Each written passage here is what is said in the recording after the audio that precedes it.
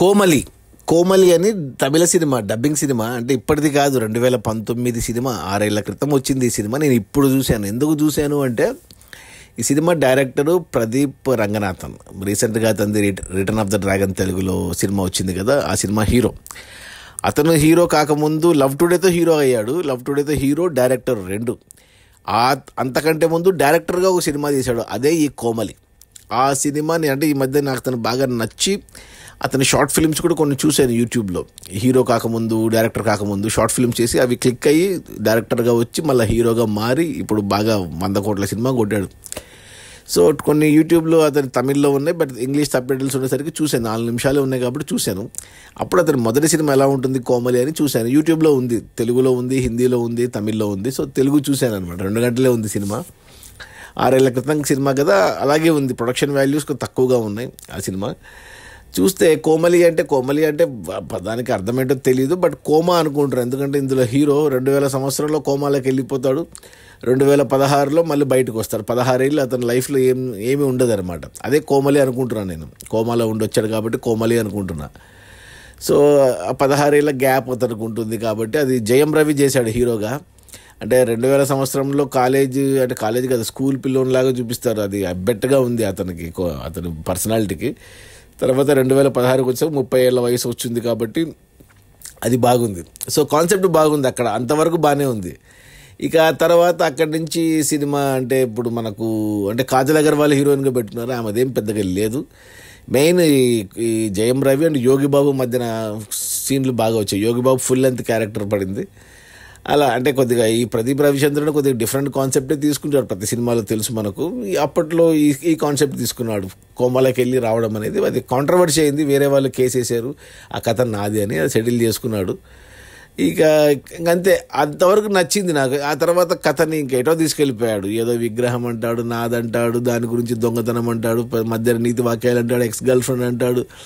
ఇక ఫైనల్గా చెన్నై వరదల్లో అది అందువల్ల బాగా హిట్ అయింది తమిళ్ ఈ సినిమా. చెన్నై వరదల్ని చూపించి ఆ వరదల్లో అంటే సినిమా అంతా చూపించి అంటే మనము ఈ 16 ఏళ్ళు ఈ మనిషి లేడు కదా, ఈ 16 ఏళ్ళు చాలా మార్పులు వచ్చాయి. మొబైల్ ఫోను, ఈ సోషల్ మీడియా, టెక్నాలజీ, వాటి వల్ల మనుషులు దూరం అవుతున్నారు అనేదే కొద్దిగా చెప్పాలని చూశాడు హీరో క్యారెక్టర్ ద్వారా.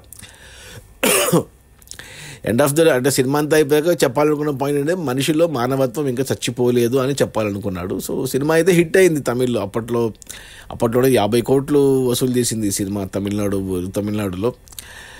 సో ఎందుకు చూశాను అంటే ఇప్పుడు చూస్తే నచ్చకపోవచ్చు, కానీ 6 ఏళ్ల క్రితము ఆ రోజులకు తగ్గట్టుగానే ఉంది. కోవిడ్ ముందు కాబట్టి సరిపోయింది. ఇప్పుడు చూస్తే మనకు నచ్చదు, బట్ నేను ఎలా చేశారు డైరెక్షన్ అనేది చూశాను. ఆ తర్వాత అదే యూట్యూబ్లోనే రికమెండేషన్ వచ్చింది, ఆ మేకింగ్ వీడియోస్ అవన్నీ కూడా చూశాను. చాలా కష్టపడ్డాడు. ఇప్పుడు చూడు అసలు ఎక్కడున్నాడు. అసలు చిన్న షార్ట్ ఫిల్మ్స్ తీసుకునేవాడు.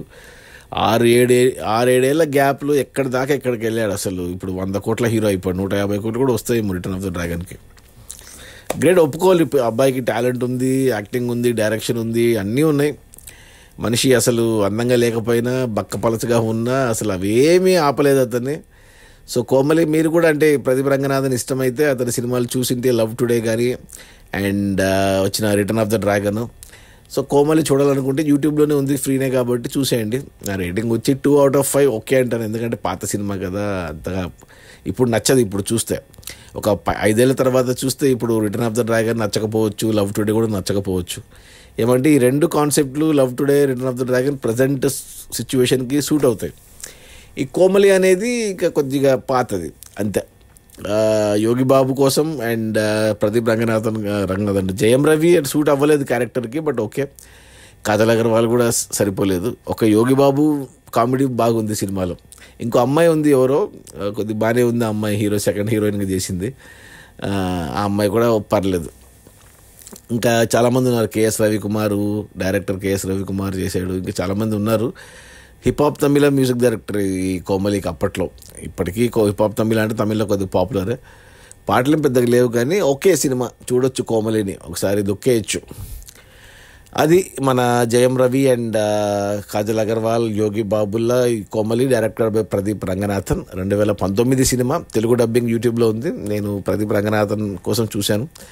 నా రేటింగ్ వచ్చి 2/5 చూడొచ్చు. ఒకవేళ మీకు చూడకపోయింటే ఒకసారి చూడొచ్చు. ఇక ఫ్యామిలీస్తో చూడొచ్చా అంటే చూడొచ్చు, కానీ కొంచెము ఏమంటారు ఒక సీన్ 2-3 సార్లు స్టార్టింగ్లో ఉంది. కేఎస్ రవికుమార్ డైరెక్టర్తో ఎవరన్నా విలని చంపడానికి ఒక బజ్జీలు వేసే అమ్మాయిది కొద్ది నడుము చూపించుకుంటే కొద్దిగా క్రింజ్గా ఉంది, అది కొద్దిగా ఎబ్బెట్టుగా ఉంది. ఫ్యామిలీస్తో చూస్తే చాలా ఇబ్బంది ఆ సీన్ తీసేస్తే మిగతా సినిమా అంతా ఓకే.